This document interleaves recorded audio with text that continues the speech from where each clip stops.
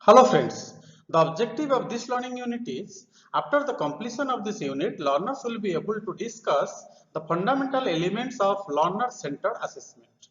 Assessment is the systematic basis for making inferences about the learning and development of students.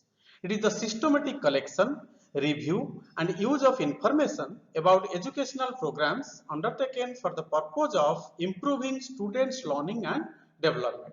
There are four fundamental elements of learner-centered assessment. Formulate statements of intended learning outcomes, develop or select assessment measures, create experiences leading to outcomes, discuss and use assessment results to improve learning. These are the four fundamental elements of learner-centered assessment. Let us discuss one by one. The first one is formulating statements of intended learning outcomes. These are statements describing intentions about what students should know, understand and be able to do with their knowledge when they face the real world. Means, what do I want students to learn? The second fundamental element is developing or selecting assessment measures. This means designing or selecting data, gathering measures to assess whether or not our intended learning outcomes have been achieved.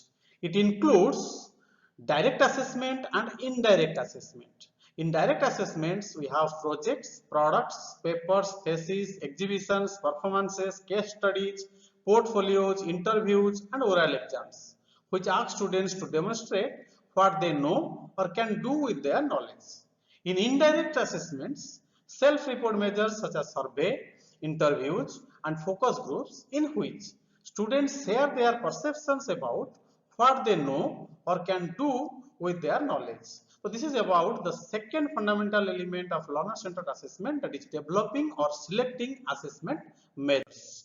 The third fundamental element is creating experiences leading to outcomes, ensuring that students have experiences both in and outside their classrooms that help them achieving the intended learning outcomes. The fourth one is discuss and use assessment results to improve learning. Using the results to improve individual student performance. After administering the assessment measures, we have to use the results to find out whether the learning outcomes achieved or not. If not, possible interventions will be implemented to improve individual performance. Westminster College of United States of America has translated these fundamental components into an assessment cycle that include four stages: plan, do, check and act. Planning. Plan. The first components of the assessment cycle is plan. It is the first fundamental component of assessment, that is formulating statements of intended learning outcomes. Means, what do I want students to learn? The second one is do.